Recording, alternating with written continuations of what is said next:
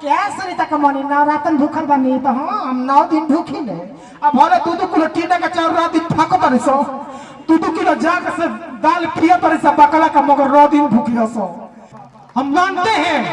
कि मेरी माँ बाप ने मुझे सिर्फ जन्म दिया है, अगर जीवन कोई दिया है तो आप लोगों ने दिया है। शायद आप लोग नहीं रहते तो मुझे शाम को मेरे घर में रोजी रोटी नहीं चलता। अगर आज मेरा बेटा बेटी अगर अच्छे स्कूल में पढ़ रहा है तो कहीं न कहीं आप सबके अंगूठा का बल है जो आज मेरे घर में रोजी रोटी है। मगर वो वीडियो में नहीं बोलने बनी कि अगर मेहरारू से कोनो बात कह दहला तो हे मेहरारू की पेट में पहुंचेला ना। ये वजह से कोनो मेहरारू से कही कि रे उमरौतिया का माई देख हम तोरे से बात कह तरीके से कहिए मत कोई हमारा काज में को काला करे हम हे कहां से सुनी ले हे कहां से निकाल दे आ इतना बतिया कोई के रोरा मार्केट में चल जाई आ जब मार्केट से आए तो रास्ता में 3-4 गो लोग कोही कहो भाई भानु गांव में कैसा हाल भाई भाई बतिया सब सही वो कोई ना ऐसे तो कोनो बात नहीं है तनी सौरी आगे बढ़त गौरी अभी कहीं कहा खूब तो संजय बाबू की दीवार पर हाला भइल हई बतिया सब सही बा ना बाकी वो आदमी के नौवा ना बताई कि बतिया कहले के बा। अब तू सोचबे कि नी हम एगो मेहरारू से बात कहले बने पूरा गांव भर के लोगवा कैसे जाना था आ घर जाके कहबो का रे उमरौतिया का माई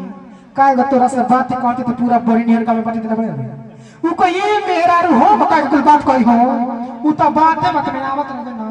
तब मुंह में से निकल गई तो मेहरारू कोनो बात कहली सना कहली से कि मुंहवा में से निकल गई हो। इहे वीडियो बना के डाली जोन कि हमर जीवन बदल गई। मगर यही वीडियो में और वीडियो बोलनी जोन वीडियो में नहीं बोल देले बनी कि अगर हई मेहरारू अपने घर कोनो परिस्थिति में रहली सो अपने घर कोनो हालात में जीजे हसो मगर जब ये मेहरारू दूसरा के घर जा करी सो तो 1000 गो लागत ऐसा भावे कर भले अपना घर जब सनत ऐसा तो पसीना टप टप चुअता मगर दूसरा घर जाके तो कहत ऐसा अरे बाप रे बाप जे कितना गर्मी होता पातर घर लाइट ना उ कह देखो जी हई लाइट बजे त काटा हो जब के हिट ना दिया तो कर लाइट कट दे सब ई बाप रे बाप देखो कितना गर्मी का मत कट पे दे के ब्लाउज खोल कर फेंक दी तो हूं मौगी कही रे बाबू रे देखबू आ कर लूठा के तनको सुना त रे तनी और लाइट वाला तन फोन करबे देखबे मोर गल का रे।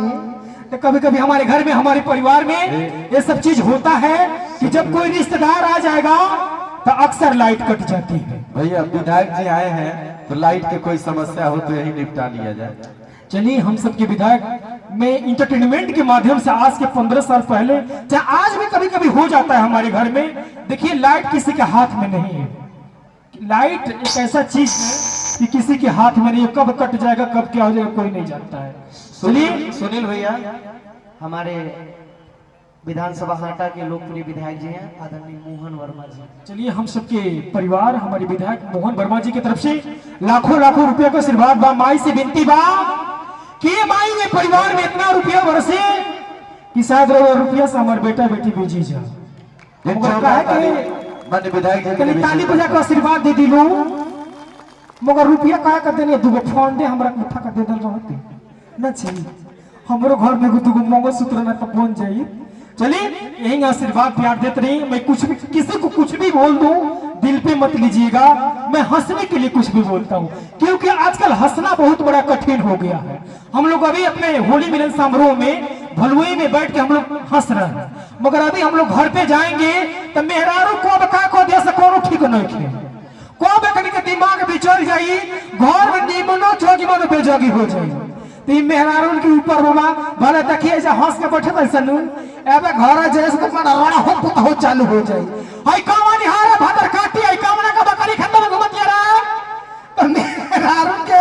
कौन ठेकान में कि कब कौन का बिगाड़ दिया सर। तो ये से हम वीडियो के माध्यम से संदेश दिले बनी कि कब तक जब तक हम लोग जिंदगी में हैं हंस खुशी से जिंदगी हम लोग काट लेंगे तो शायद अच्छा लगेगा, बड़ा प्यार आशीर्वाद मिलेगा। आई एक ठो और कॉमेडी बोलेंगे बलराम संगम जी और एक ठो रिकॉर्डिंग कर देंगे और आपके हम सबके विधायक सुरेंद्र परदेसी बाबा के साथ एक हाँ आज सुरेंद्र चौरसिया जी का भी हमारे कार्यक्रम लगा हुआ है देवरिया में तो मेरा वहां भी है और एक जगह भवानीपुर में भी मेरा कार्यक्रम है। 3 मेरा कार्यक्रम है मगर वो भी आप सबके सपोर्ट से आप सबके आशीर्वाद से। आई एगो वीडियो बना के ऐसा डालनी जैसे हमारा माता बहन बेटी लोग बैठल बनी लू ये हमारा वीडियो में कमेंट करनी लो कि का है सुनील बाबू खाली मेहरारू माने कतार तार करबो कब है मर्दन कतार तार ना करबो तो मर्द लोग के का कहल जा मर्द लोग के जीवन में बटले का बा जौन बा धरती पर हमनी के माता बहन बेटी के गोदान बा कि सबे कुर्सी पर बैठ के राज करता आज ये लोगवा ना रही तो शायद ये सुनीलवा के केहू लोगवा ना देखी तो सबसे ज्यादा अगर धरती पे गोदान बा आज अगर हमने के भक्ति जिंदा बा तो हमने के माता बहन बेटी के गोदान बा कि आज हमने के घर में हमने के परिवार में भक्ति जिंदा बा एबे केहू से नवरातन में पूछ न दो ए अर्जुन भाई नवरातन भूखल बड़ा तो ना चाची तती भूखी दे आबे कोनो मेहरारू से पूछ दो